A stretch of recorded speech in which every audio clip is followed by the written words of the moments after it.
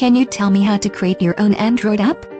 I do not even know where to start. Andromo has been out for a while, giving you a menu-based way to make Android apps. You can add news feeds that give them updates on your blog, interactive maps, and other functions. Those functions are standard for any media-rich website these days. Andromo has the side benefit of being free, as long as the ads you put in for your company are intermixed with the ads Andromo puts in, to pay for the service. Other app development apps cost money. It is called an app creator, kind of like the people who create apps. BuzzTouch is a highly developed app creator, but it is complicated. It even uses a compiler that wraps the app as an executable and sends it to the stores like iTunes and Google Play. I like the idea of being able to create one app and monetize it through multiple stores, but I also want to be able to make more than an app to showcase my Twitter feed. BuzzTouch does far more than create custom news feeds and advertising. It can handle streaming video and audio,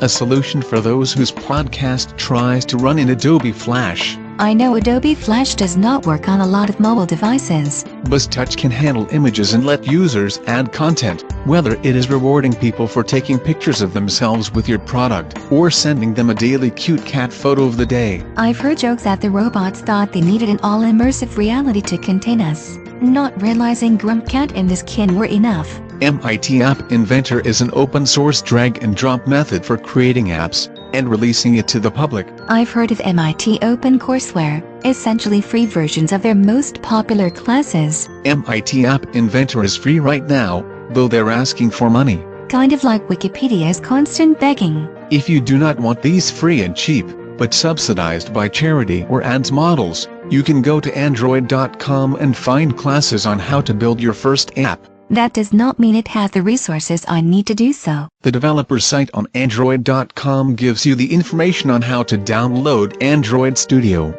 their recommended app development tool, and the SDK manager. That sounds rather complicated. The benefits of using the Android recommended products is that you'll know it works on Android, and you can create apps that require altering default settings for audio or video, or other OS settings that HTML-based apps cannot touch. I almost prefer the interfaces that are simple, like saying if you want to make an app, there's an app for that. You might like InfiniteMonkeys.mobi. It is free to use, but publishes your app free to the world. Not much use to that, if I want to monetize it. But it is good experience to put out a beta version, and get lots of feedback for making a better version people would pay for.